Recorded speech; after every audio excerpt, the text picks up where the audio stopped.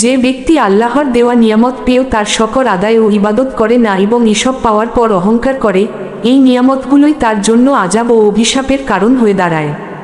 সুখে শান্তিতে বসবাস করা মানেই যে আল্লাহ কারো ওপর সন্তুষ্ট আছেন, এমনটি ভাবা সম্পূর্ণ ভুল।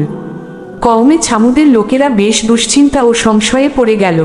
তারা ভাবত, কিভাবে সম্ভব যে আমাদেরই মধ্য থেকে একজন সাধারণ মানুষ আল্লাহর পয়গম্বর হবেন এবং আমাদের ওপর হুকুম জারি করবেন?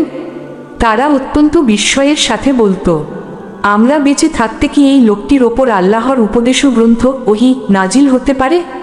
তাদের অহংকারী ধারণা ছিল, মানুষকেই যদি নবী বানানো হতো, তবে তার যোগ্য ব্যক্তি তো আমরা ধনী ও সর্দাররা, সালেহ নয়। কখনো কখনো ছামুদ জাতির অহংকারী সর্দাররা কওমের সেসব দুর্বল মানুষদের লক্ষ্য করে বলতো, যারা ইসলাম গ্রহণ করেছিল, সত্যিই কি তোমরা বিশ্বাস করো যে সালেহ তার রবের পক্ষ থেকে প্রেরিত একজন রাসূল? ঈমানদারদের উত্তর, আমরা নিশ্চয়ই তার আনিত সত্য পয়গামের ওপর পূর্ণ বিশ্বাস রাখি। সূরা আলা রাফ ৭৫।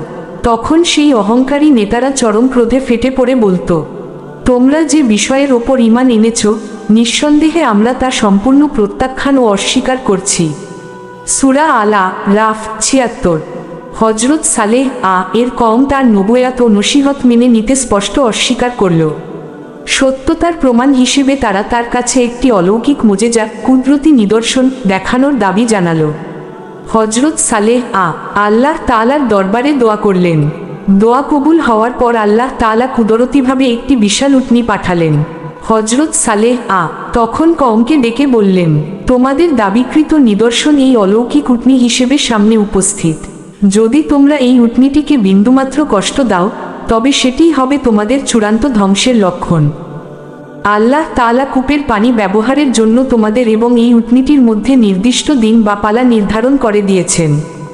একদিন তোমরা পানি নেবে, আর একদিন উটনীটি পানি পান করবে। এর যেন কোনো ব্যতিক্রম না হয়।